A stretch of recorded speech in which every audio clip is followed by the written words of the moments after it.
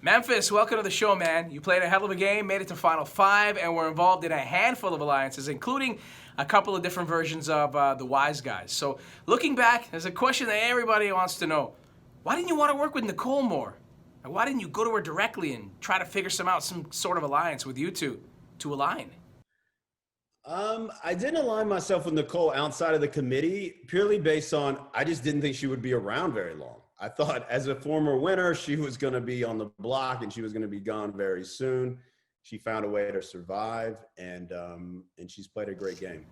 You played this game with a cool head and with a level of confidence that you would expect from an all-star.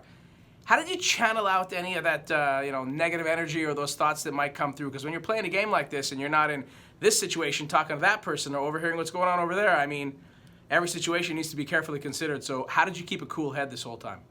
I think playing this game, you have to keep a cool head. You have to stay out of your head as much as possible. There's so many things that you can trigger and you can overthink it. Look, I kind of brought in like my own, how I act in real life. And look, I don't have any problem making a decision and sticking with that decision being made. So I made a decision on my alliances. I stuck with them and I continued to stick with them until they got me booted out. But, that's kind of how I played, and I tried not to overthink anything.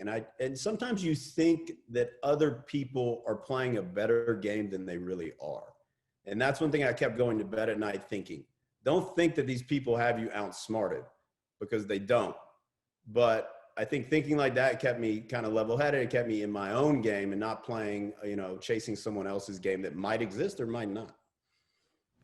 So many previous house guests from all the seasons of Big Brother would be considered all-stars, and they didn't get a shot to play this season because of various reasons, including you can only have a certain number of people inside that house. So if you could have handpicked an additional 3 Big Brother house guests from any season to play along with you, either, play with them or play against them, which all-stars would you have wanted to cast this season and why? I would have loved to play against Dan again. And when I say play against Dan, I mean against him. I would love to play. I would love to bring it back old school and throw James Ryan in there. That would always be an entertainment for me. And then,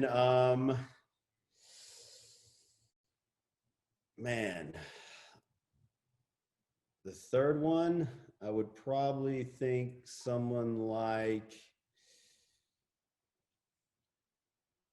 I don't know about the third one, to be honest with you. I'm not sure. I don't know. I'd have to continue to think. Floor is yours. Is there anything in particular, Memphis, you said or did that you're either embarrassed about or super proud of?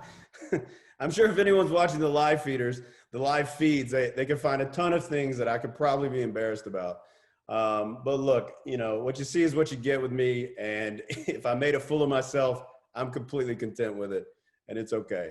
Sometimes, you can't take yourself too serious. Out of the final 6 players on Big Brother All-Stars this season, if you had a secret power that allowed you to jump to the finale with one other house guest from this season, who would it have been and why?